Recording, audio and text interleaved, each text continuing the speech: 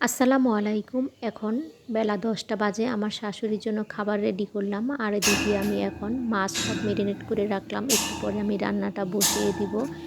বাচ্চাদের জন্য চিংড়ি মাছ আজকে ভাজি করব, আর আমাদের জন্য ঝাটকা ইলিশটা ভাজি করব।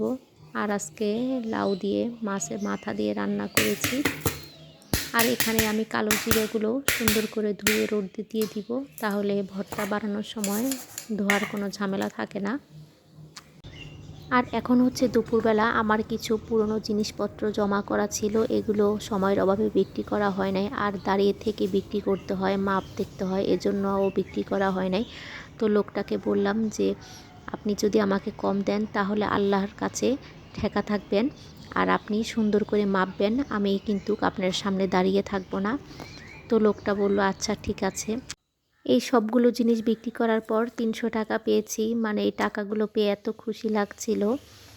আর এই যে এখন হচ্ছে বিকেলবেলা, আমি কিছু চিকেন মেরিনেট করে রাখলাম, এগুলো রোজার জন্য চিকেন ফ্রাই বানাবো। তো এখন আমি এভাবে ফ্রিজে রাখবো, বরফ হলে তখন আমি একটা বক্সের মধ্যে সব কিছু ভরে রাখবো।